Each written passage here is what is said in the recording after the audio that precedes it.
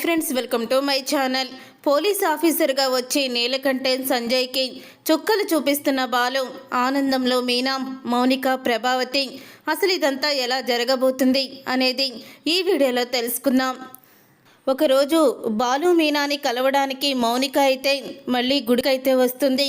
వచ్చిన తర్వాత మౌనిక చెంప మీద చేతి ముద్రలు చూసి అడుగుతూ ఉంటాడు బాలు.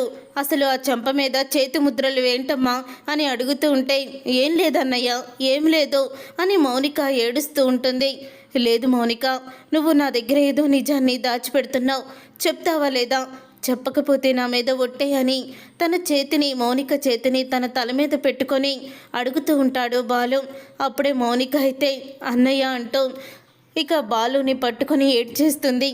ఆ దుర్మార్గుడు కేవలం నీ మీద పగ తీర్చుకోవడానికి నన్ను భార్యగా తను చేసుకున్నాడు, అంతే తప్ప నా మీద ప్రేమతో కాదు. ప్రతిరోజు కూడా నాకు నరకం చూపిస్తున్నాడన్నయ్య అంటూ ఏడుస్తూ ఉంటుంది మౌనిక. అప్పుడే వాడిని చంపేస్తాను, నరికేస్తాను అంటూ బాలు కోపాన్ని చూపిస్తూ ఉంటే, నువ్వు ఇలా ఆవేశపడతావని నేను అతని గురించి నీ దగ్గర నిజాన్ని దాచిపెట్టాను.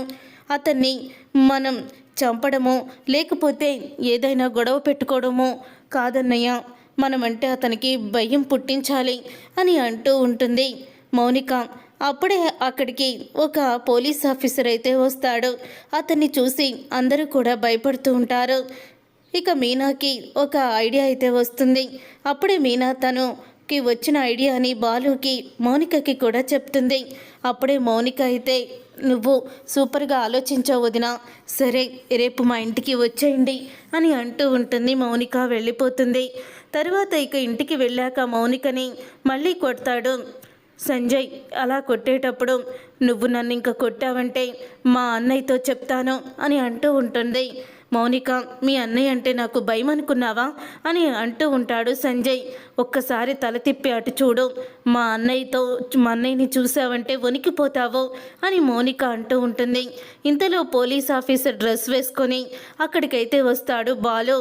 ఏంట్రా, నువ్వెప్పుడు పోలీస్ ఆఫీసర్ అయ్యావు అని అంటూ ఉంటే, నేను పోలీస్ ఆఫీసర్నేనా? ఎవ్వరికీ తెలియకుండానే నేను చదువుకొని పోలీస్ ఆఫీసర్ని అయ్యాను. కానీ డ్యూటీలో లేకుండానే డ్యూటీ చేస్తున్నాను. బయట మామూలు వ్యక్తిగా తిరుగుతూనే రౌడీల పని అనగగొడుతున్నాను. ఇప్పుడు నువ్వు వచ్చావు, నిన్ను కూడా నేను రహస్యంగానే మొత్తం కూడా చూస్తూ నాకు కావలసిన సాక్ష్యాలన్నీ సంపాదించుకుంటున్నాను. మీ వ్యాపారానికి సంబంధించిన విషయాలన్నీ ఇప్పుడు నా గుప్పెట్లో ఉన్నాయి అని అంటూ బాలు అయితే ఊహించని షాక్ ఇచ్చేస్తాడు నీలకంఠం సంజయ్కి. సరిగా ఫ్రెండ్స్, రాబోయే కథలో ఖచ్చితంగా ఇలాగే జరగబోతుంది. మరి ఇలాగే జరగాలని మీరైతే కోరుకుంటున్నారా?